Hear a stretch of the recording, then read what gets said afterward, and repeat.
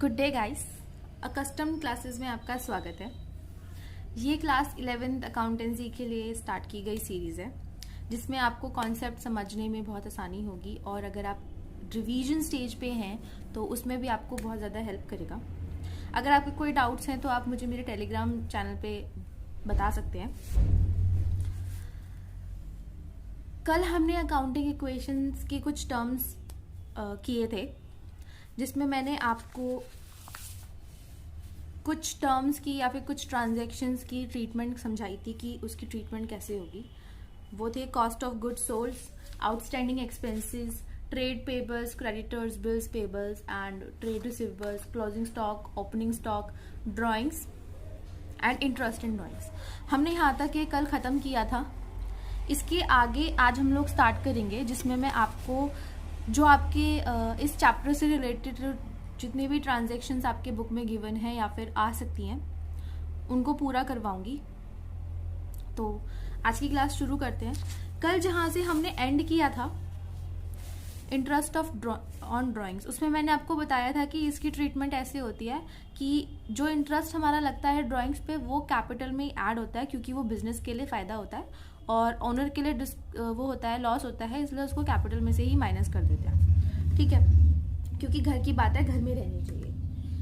अब ऐसे ही एक चीज़ और आती है, जैसे जब ओनर ने ड्राइंग्स की जब उसने कैश विड्रॉ किया, अपना एसेट विड्रॉ किया कैपिटल से, तो ओनर ने इंटरेस्ट चुकाया बिजनेस को। ऐसे ही जब ओनर ये कहने लगे बिजनेस से कि जो मैंने तुम्हारे बिजनेस में या तुम्हारे ऑपरेशंस के लिए तुम्हें कैश दिया है या इन्वेस्टमेंट की है, जो तुम्हें कैपिटल दिया है, उस पर तुम मुझे इंटरेस्ट दो, तो उसकी ट्रीटमेंट क्या होगी? क्योंकि ये एक ऐसा पॉइंट आ जाता है जहां पर ना तो कैश कोई आता है ना कोई कैश जाता है। इंटरेस्ट ऑन ड्राइंग्स की बात कर रही हूँ मैं, ड्राइंग्स की बात नहीं कर रही। इंटरेस्ट और ड्राइंग्स की बात ऐसी आ जाती है यहाँ पर ना तो कोई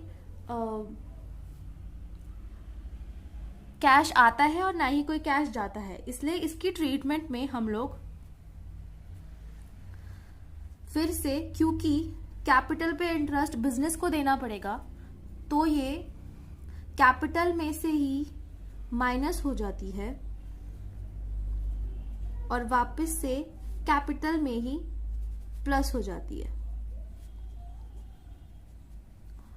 गॉट इट? जैसे इंटरेस्ट ऑन ड्राइंग्स में कोई कैश का या फिर कोई मॉनेटरी ट्रांजैक्शन हुई नहीं थी, बस हमने एक एज्यूम किया था कि क्योंकि उसने चार्ज किया तो हमें पैसे देने पड़े और इसी में से डिडक्ट कर लिए ताकि ये न्यूट्रल रहे। ओके, और ऐसे ही सेम ट्रीटमेंट जो होती है वो इंटरेस्ट ऑन कैपिटल की होती है। तो ये वाला टॉपिक, ये वाला पॉइंट आपका यहाँ पर क्लियर हो गया। नेक्स्ट चलेंगे हम लोग, नेक्स्ट टर्म जिस पे हम बात करेंगे अब वो होगी आपकी प्रीपेड एक्सपेंसेस। प्रीपेड एक्सपेंसेस क्या होते हैं? वो एक्सपेंसेस होते हैं जो आपको बाद में उसकी लायबिलिटी बननी थी लेकिन आपने पे एडवांस में ही कर दिया। ओके, मतलब आपकी ऑब्लिगेशन नहीं थी इसको अभी पे करने की, इसकी ऑब्लिगेशन, सपोज आपने कोई रेंट है जो एडवांस में पे कर दिया, वो आपका लास्ट नेक्स्ट मंथ का जो रेंट था आपने इसी मंथ के रेंट के साथ दे दिया, तो आपने जो नेक्स्ट मंथ के जो पैसे अभी भर दिए वो आपके प्रीपेड एक्सपेंसेस हो गए। ठीक है, तो अब इसकी ट्रीटमेंट कैसे होती है? क्योंकि ये हमारे लिए एसेट कंसीडर किया जाता है। क्यों किया जाता है वो मैं आपको प्रीवियस वीडियोस में समझा चुकी हूँ, तो इस पे रिपीट करके टाइम वेस्ट नहीं करेंगे। इसको हम लोग एसेट की साइड लिखते हैं। जैसे अब आपने प्रीपेड एक्सपेंसेस देते वक्त, जैसे कि रेंट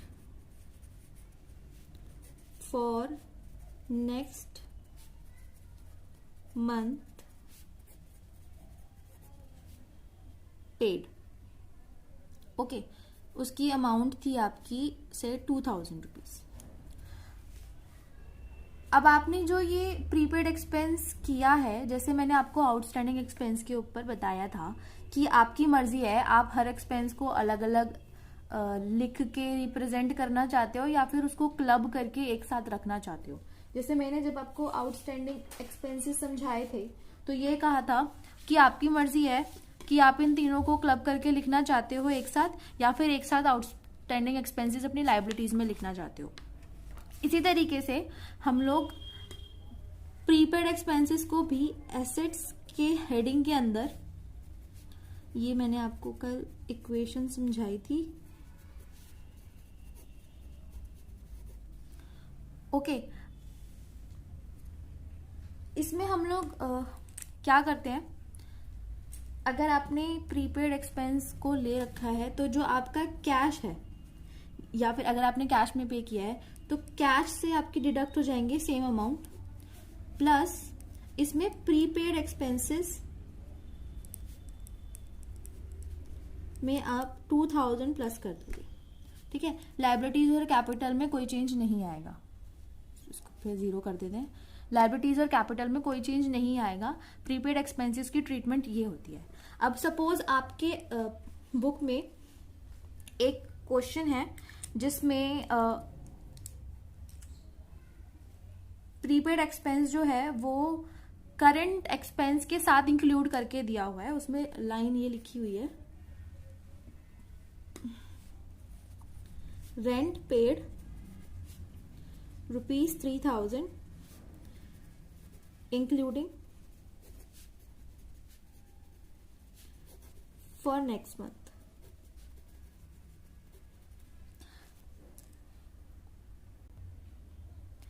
अगर आपके पास टीएस गरेवाल की न्यू बुक है, न्यू एडिशन है, तो उसमें जो आपके पेज नंबर 5.22 पे एंड में स्कैन क्यूआर कोड है, उसमें जो एडिशनल क्वेश्चन है उसका ये पॉइंट है मैं जो आपको बता रही हूँ।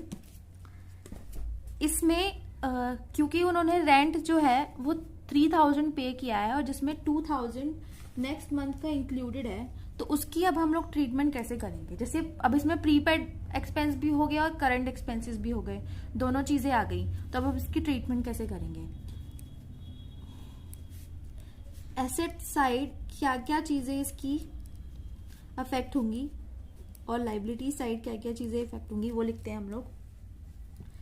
एसेट साइड में आपको लेना है, क्योंकि आपने करंट का भी पे किया है कैश और आपने प्रीपेड भी कर दिया तो प्रीपेड भी आएगा, ठीक है। लाइबिलिटी आपकी कोई बनी नहीं है लेकिन कैपिटल में चेंजेस आएंगे। क्यों? क्योंकि मैंने आपको बताया था कि अगर हम कोई एक्सपेंस पे करते हैं तो उसको हम लोग कैपिटल में से डिडक्ट करते हैं, ओके। तो इसकी ट्रीटमेंट अब हम लोग ऐसे करेंगे, जो 3000 टोटल है, क्योंकि जब मैं नॉर्मल एक्सपेंस पे कर रही थी तब भी कैश से डिडक्ट कर रही थी और अगर मैं प्रीपेड एक्सपेंस पे कर रही हूँ तो भी मैं कैश से डिडक्ट कर रही हूँ, तो इसलिए 3000 तो पूरा कैश से चला जाएगा, ठीक है। जिसमें से आपका 2000 जो था वो प्रीपेड था, वो आपका प्रीपेड में आ जाएगा। लाइबिलिटी आपकी कोई बनी नहीं, लेकिन जो हमारा एक्सपेंस था 1000 का कैसे, जिसमें टोटल रेंट जो था वो 3000 माइनस प्रीपेड रेंट या फिर प्रीपेड एक्सपेंसेस 2000, मतलब 1000 जो था वो हमारा करंट का था, ओके। तो 1000 का हमारा जो एक्सपेंस हुआ है वो आप कैपिटल में से डिडक्ट करेंगे। ये होगी आपकी प्रीपेड एक्सपेंस की ट्रीटमेंट, ओके। अब हम लोग नेक्स्ट पॉइंट पे चलते हैं। नेक्स्ट चीज में हम क्या डिस्कस करने वाले हैं, नेक्स्ट चीज है आपकी एक्रूड इनकम। अब एक्सपेंसेस हमने डील कर लिए, अब हम एक्रूड इनकम पे आ जाते हैं।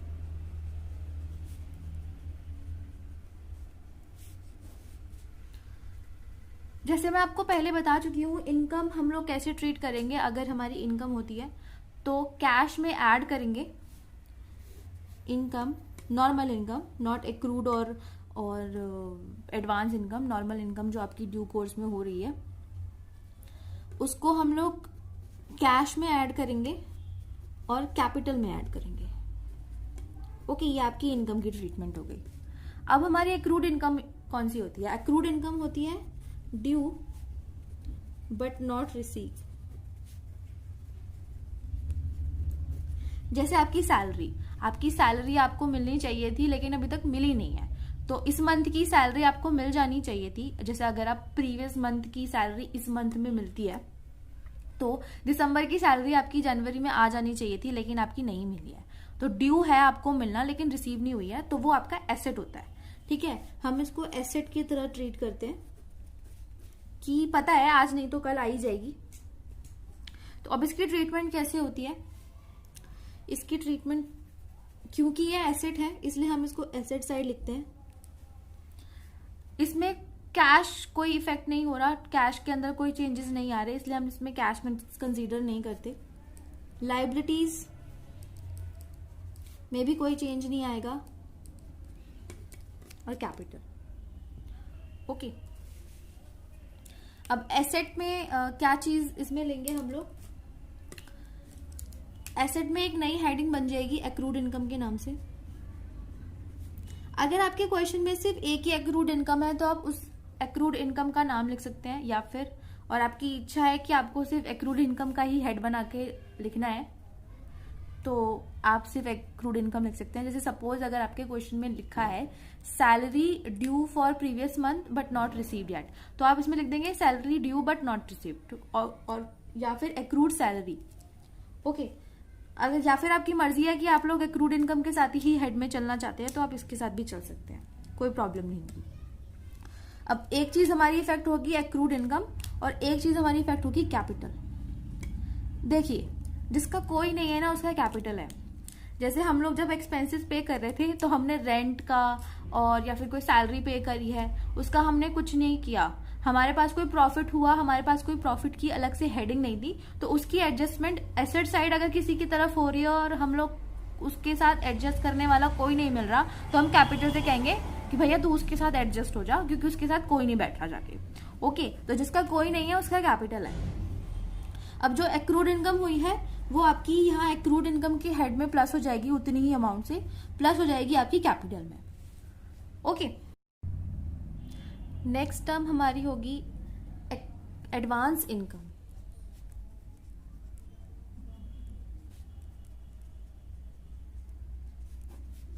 एडवांस इनकम क्या होती है? इनकम वो जो अभी आपको मिलनी नहीं थी लेकिन आपको एडवांस में ही रिसीव हो गई।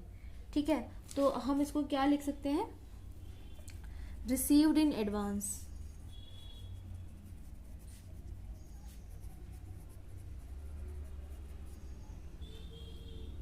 मतलब due, received but not due. Okay, received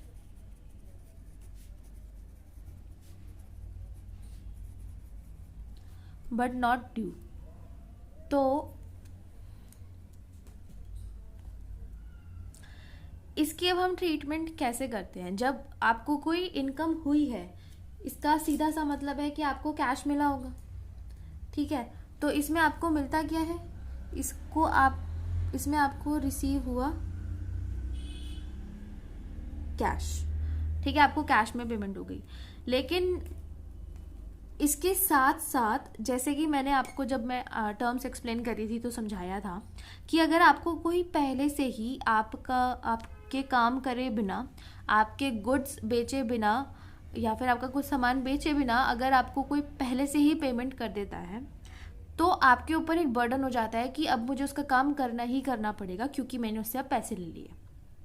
ठीक है, क्योंकि वो आपकी एक लाइबिलिटी बन गई, because you are liable to do that thing जिसके लिए आपने उससे पैसे लिए। सो लाइबिलिटी बन गई, इसलिए आपकी लाइबिलिटी भी इंक्रीज होगी। ओके, तो अब हम इसकी ट्रीटमेंट कैसे करेंगे? हम अपने अकाउंटिंग इक्वेशंस को लेकर आते हैं। Assets is equals to liabilities plus capital. तो इसमें अब हमारी क्या एडजस्टमेंट होगी? इसमें एक चीज तो हमारी एडजस्ट होगी, वो होगी हमारी कैश, बिकॉज हमें जब पेमेंट रिसीव हुई भले ही एडवांस में बट कैश रिसीव हुआ। ओके, और दूसरा हमारी लाइबिलिटी साइड एडवांस इनकम के नाम से एक हेडिंग बन जाएगी जो हमारी लाइबिलिटी होगी। कैपिटल की साइड कोई चेंज नहीं होता। ओके, इसका एक एग्जांपल मैं आपको बताती हूँ। आपकी बुक में टीएस गरेवाल में क्वेश्चन नंबर 27 है 5.22 पेज पे। ओके, उसका आप देखें अपनी बुक पे तो उसका 9th पॉइंट क्या कहता है, received security deposit from tenants. ठीक है, टेनेंट्स क्या होते हैं? टेनेंट्स होते हैं किराएदार, जिसको आप अपना सामान किराए पे देते हैं। ठीक है, अब वो कुछ भी दे सकते हो आप। सपोज आपने अपना घर ही किराए पे दिया है, तो अगर आपने उससे ये कह दिया कि अभी आपने रहना भी नहीं शुरू किया घर में, लेकिन जब एग्रीमेंट हुआ रेंट का तो उसी वक्त आपने उससे ये बोला कि आप मुझे थोड़े से पैसे एडवांस दे दो, ताकि एक सिक्योरिटी रहे कि हाँ अब तुम इस एग्रीमेंट में रहोगे, 1 महीना रहने के बाद तुम घर छोड़ के चले नहीं जाओगे। ठीक है, तो उसको क्योंकि अभी तक कोई सर्विस रेंडर नहीं हुई, उसने आपका कुछ यूज़ नहीं किया, प्रोडक्ट बेचा नहीं है, अभी कुछ नहीं हुआ, उससे पहले जब आपकी पेमेंट रिसीव हो गई आपको, तो वो आपके लिए लाइबिलिटी बन जाती है, तो उसकी भी ट्रीटमेंट आप ऐसे ही करेंगे। ठीक है, अब नेक्स्ट टॉपिक होगा हमारा लोन। ये काफ़ी थोड़ा लेंथी कॉन्सेप्ट रहेगा समझने के लिए।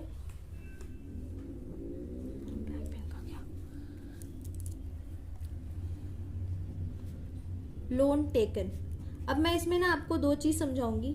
एक तो लोन जब आप लेते हो तो उस वक्त की ट्रीटमेंट क्या होगी, और जब आप इसकी इंस्टॉलमेंट पे करते हो तो उसकी ट्रीटमेंट क्या होगी।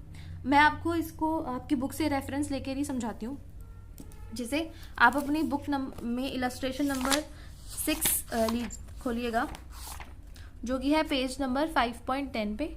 ये Mannu started business with cash. इसकी जो सेकंड ट्रांजेक्शन है, सॉरी थोड़ा बुक मेरा गंदा हो रहा है। इसकी जो सेकंड ट्रांजेक्शन है वो है purchased a building from Sohan from for 12 lakh paid by taking a loan from SBI, और लोन की अमाउंट दिखा रखी है इसमें 10 लाख। ठीक है, तो इसमें क्या किया है इसने, मैं इसी यही ट्रीटमेंट करवा देती हूँ आपको।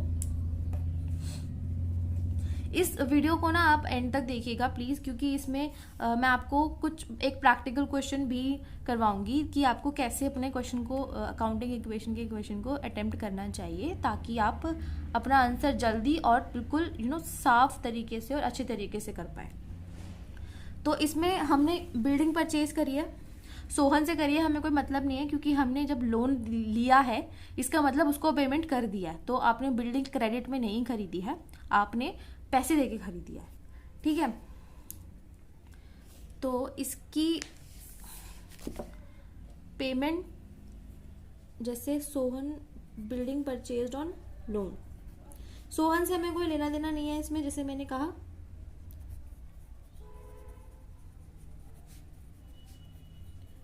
और हमें SBI से भी कोई लेना देना नहीं है। ठीक है, क्योंकि हम लोग अपने बुक में लोन को एंटर करने वाले हैं, SBI को एंटर नहीं करवाने। अब आपकी मर्जी है, आप 3-4 तरीके के इंस्टीट्यूशन से लोन लेना चाहते हो तो आप SBI लोन लिख सकते हो, बट बेटर यही रहेगा कि उसको लोन की हेडिंग में लेके चलते रहो। ठीक है, building purchase on loan, building की कॉस्ट कितनी थी क्वेश्चन में दे रखी है आपको, 12 लाख। ओके, और आपने लोन कितने का लिया, 10 लाख का।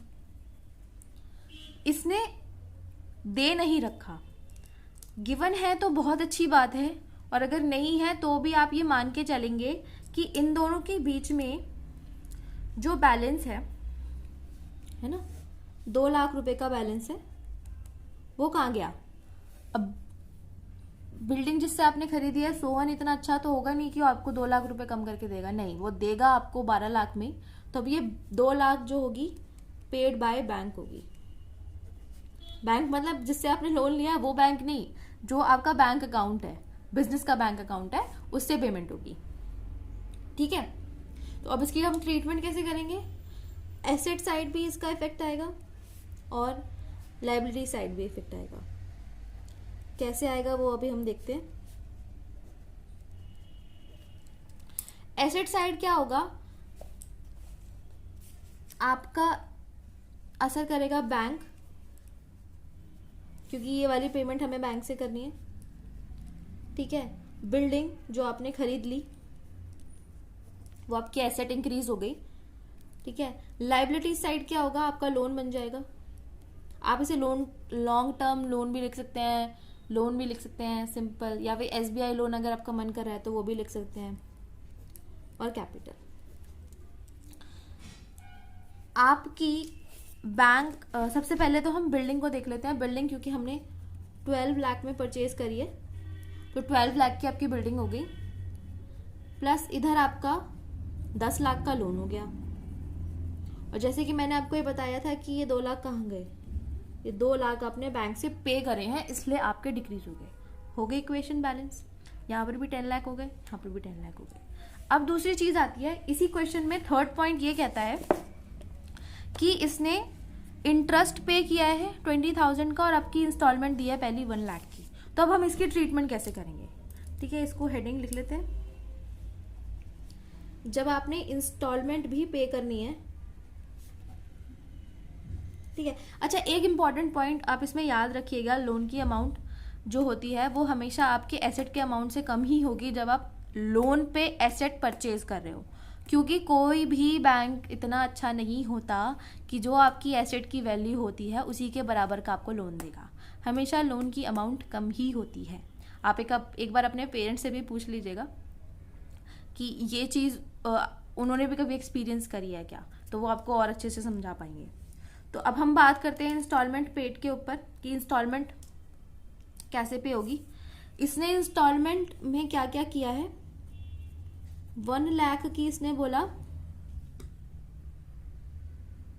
इंस्टॉलमेंट और प्लस 20,000 का इंटरेस्ट, ठीक है। अगर इसने क्वेश्चन में यही बोला होता कि इस इंस्टॉलमेंट की अमाउंट में ही इंटरेस्ट इंक्लूडेड है, तो हमारी चलो वो मैं बाद में बताती हूँ, छोड़ो भूल जाओ, मैंने अभी कुछ बोला था। तो इसकी अब हम ट्रीटमेंट कैसे करेंगे, assets plus is equals to liabilities plus capital. तब हम इसकी ट्रीटमेंट ऐसे करेंगे, जो टर्म्स हमारी इसमें लिखी हुई थी मैं वही लिखती हूँ आपके पास। Building loan plus capital. अब देखो, इसने इंस्टॉलमेंट बोला, इंस्टॉलमेंट का कहने का इसका मतलब है कि प्रिंसिपल अमाउंट गई है, ठीक है। प्रिंसिपल अमाउंट होती है कि आपने जो 10 लाख का लोन लिया है इसको वापस करो और इसके ऊपर जो इंटरेस्ट लग रहा है उसको भी वापस करो, ठीक है। तो आपका लोन जो था वो था 10 लाख का, ठीक है। आपके बैंक में कुछ अमाउंट पड़ी होगी, ठीक है। जैसे इसी क्वेश्चन का ले लेते हैं कि ये वाली ट्रीटमेंट करने से पहले हमारे बैंक में कितने पड़े थे भैया, हमारे बैंक में 2 लाख रुपीस थे। सपोज 2 लाख रुपीस आपके बैंक अकाउंट में और आपकी बिल्डिंग की अमाउंट वैल्यू है 12 लाख, ठीक है। और कैपिटल में भी कुछ अमाउंट होगा, तो कैपिटल में हमारा अमाउंट था 5 lakh rupees.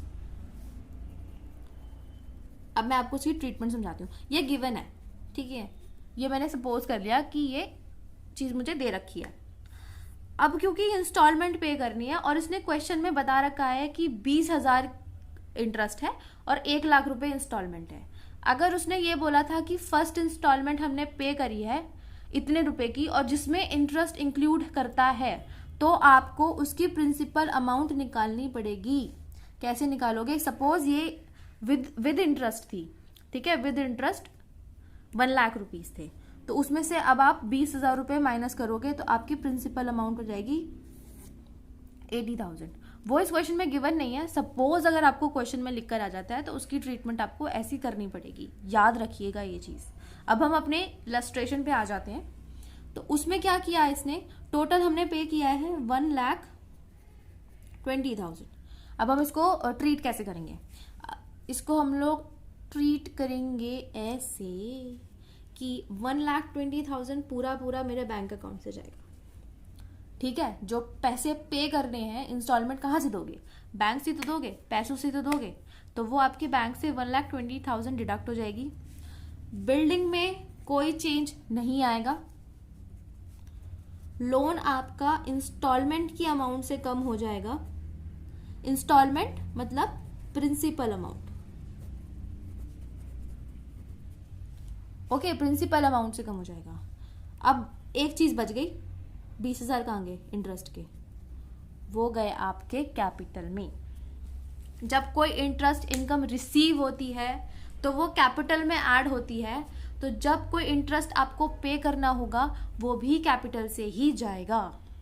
Point to be remembered, okay, इसे याद रखिएगा हमेशा। तो ये हो गई आपकी लोन की ट्रीटमेंट। अब हमारी टर्म्स में लास्ट कॉन्सेप्ट बचता है जिसको हम बोलेंगे डेप्रिसिएशन। डेप्रिसिएशन की क्या ट्रीटमेंट होती है? डेप्रिसिएशन होता क्या है, सबसे पहले तो ये जानिए। अगर आप कोई एसेट यूज कर रहे हैं तो उसकी वैल्यू भी घटती है। कैसे घटती है? जैसे आपने कोई सपोज ये डेस्क है, अब मैं इसको यूज कर रही हूँ। सपोज मैंने इसको 400 में परचेज किया था, तो इसको मैं यूज़ कर रही हूँ, तो हो सकता है इसकी जो प्लाई है इसमें कुछ चेंज आए, इसका जो स्टैंड है इसमें कुछ चेंज आए, ठीक है, या फिर इसके ड्रॉअर में कुछ चेंज प्रॉब्लम आ जाए। तो उसकी वजह से क्या हो रहा है, क्योंकि जब मैं इसको यूज़ कर रही हूँ इसके अंदर कुछ ना कुछ चेंजेस आ रहे हैं, जिसकी वजह से इसकी जो वैल्यू है, जिस हालत में ये मैंने परचेज किया था उसकी वो नहीं रह पा रही है। तो ठीक है, जब वियर एंड टीयर बोलते हैं इसे, फटना और यूज करना इन एसेट, तो उसको हम लोग मॉनेटरी टर्म में निकाल लेते हैं, और ये हमेशा फिक्स्ड एसेट्स के साथ ही होता है। ये हमारा करंट एसेट्स में नहीं होता, ये हमारा लाइबिलिटीज में नहीं होता, सिर्फ फिक्स एसेट के टाइम पे होता है। और बिल्डिंग के बहुत कम चांसेस होते हैं जब उसमें कोई डेप्रिसिएशन की काम नाम आता है, वरना नहीं आता। ठीक है, तो अब हम इसको ट्रीट कैसे करेंगे? डेप्रिसिएशन को ऐसे लेंगे, क्योंकि डेप्रिशिएट क्या हो रहा है, किसकी वैल्यू कम हो रही है अपने आप, वो हो रही है एसेट की, इसलिए हम एसेट्स को लेंगे, लाइबिलिटीज लिखते हैं और कैपिटल। अब जैसे सपोज हमारा फर्नीचर था, फर्नीचर पर डेप्रिसिएशन लग रहा है, ठीक है, तो हम लोग फर्नीचर को पकड़ेंगे यहाँ पर, लाइबिलिटीज में कोई चेंज नहीं होगा, और कैपिटल। डेप्रिसिएशन आपको गिवन है कि 200 रुपये के लगे। डेप्रिसिएशन कैसे निकालते हैं उसके लिए अभी उतावले मत हुइए, जब चैप्टर में निकालने बैठेंगे तो बहुत मजा आएगा, जब आपका डेप्रिसिएशन का पूरा चैप्टर होएगा। तो अभी सिर्फ समझ लीजिए कि डेप्रिसिएशन की ट्रीटमेंट हम लोग करते कैसे हैं। क्योंकि डेप्रिशिएट एक एसेट हो रहा है, फिक्स्ड एसेट हो रहा है, इसलिए फर्नीचर की जो वैल्यू होगी उसमें से डेप्रिसिएशन को डिडक्ट किया जाता है। साथ ही में जैसे मैंने आपको एडवांस इनकम के और एक्रूड इनकम के उसमें बताया था कि जिसका कोई नहीं होता उसका कैपिटल होता है, इसलिए ये हमारा एक ऐसा एक्सपेंस है, बिन बुलाया एक्सपेंस, हम इसको कैपिटल में से माइनस कर देंगे। तो ये होती है आपकी डेप्रिसिएशन की ट्रीटमेंट। अच्छा हाँ, एक चीज और रहती है आपकी, गुड्स डिस्ट्रॉयड। ठीक है, जैसे आग लग गई, उसमें सामान जल गया, ठीक है, और या फिर कोई आपके लेकर भाग गया, फिर बैड डेब्ट्स। बैड डेब्ट्स मतलब ये होता है कि जब आपने किसी को पैसा लेना था जिससे, ठीक है, जो आपके डेटर्स होते हैं, वो आपको धोखा दे गया, तो वो क्या होता है, आपका पैसा डूब गया, तो उसकी ट्रीटमेंट कैसे होती है? ठीक है, तो पहले मैं गुड्स डिस्ट्रॉयड के बारे में बात कर रही हूँ। Assets, liabilities plus capital. Goods destroyed का रिलेशन मतलब कि अभी ये आपके पास स्टॉक में पड़ा है, आपके पास इन्वेंट्री में पड़ा हुआ है, आपने खरीद लिया, अभी बेकार नहीं है, तो आपके पास इन हैंड, आपके हाथ में है ये चीज, तो इसलिए इसको हम ट्रीट करते हैं स्टॉक से। ठीक है, लाइबिलिटी में कोई चेंज नहीं आता, और आता है आपका कैपिटल। स्टॉक में से जितने भी गुड्स डिस्ट्रॉयड होंगे उसको डिडक्ट कर दिया जाएगा और वही सेम वैल्यू कैपिटल में से डिडक्ट हो जाएगी, क्योंकि जिसका कोई नहीं होता उसका होता है कैपिटल। अब हम दूसरी बात करते हैं बैड डेब्ट्स की। कोई आपका पैसा लेके भाग गया। ज्यादातर डेटर से ही हम बात करते हैं कि जब आपने किसी को क्रेडिट पे सेल की होती है और आपका वो पैसा लेके भाग जाता है या फिर आपको पैसे देने से मना कर देता है इन एनी केस, तो उसका ट्रीटमेंट क्या होता है? क्योंकि उसमें आपके डेटर्स इफेक्ट होते हैं, क्योंकि डेटर्स ही है जो आपका जिसको आपको पैसा देना है, ठीक है। और लायबिलिटीज प्लस कैपिटल। अब जब वो पैसा मर गया तो आपका मुनाफा मर गया, आपका प्रॉफिट जो होने वाला था, आपकी जो इनकम होने वाली थी वो मर गई। इसलिए हम डेटर्स में से बैड डेब्ट्स को माइनस करते हैं एंड लायबिलिटीज में कुछ नहीं होता, फिर वही जिसका कोई नहीं होता वो उसका कैपिटल होता है। तो बैड डेब्ट्स में से आप इसे कैपिटल में से बैड डेब्ट्स आप माइनस कर देते हो, ठीक है। अब नेक्स्ट वीडियो में मैं आपको इसकी एक इलस्ट्रेशन करवाती हूँ। मैं इसी में ही करवाने वाली थी लेकिन फिर ये बहुत ज़्यादा लंबा हो जाएगा, ठीक है। तो जिसको क्वेश्चन समझना है कि आपको अकाउंटिंग इक्वेशंस में कैसे क्वेश्चन अटेम्प्ट करने चाहिए, किस तरीके से आपको उसकी प्रेजेंटेशन रखनी चाहिए, तो और किस तरीके से आपको उसको अटेम्प्ट करना चाहिए, वो अगर आप देखना चाहते हैं तो नेक्स्ट वीडियो को ज़रूर देखिएगा। वरना फिर हम लोग नए टॉपिक पर चलेंगे, हम लोग rules of debit and credit समझेंगे, जिसको अभी तक भी समझ में नहीं आया rules of debit and credit, वो उस वीडियो को देखिएगा, बहुत अच्छे से समझ में आएंगे उसको। तब तक के लिए take care and goodbye, thank you.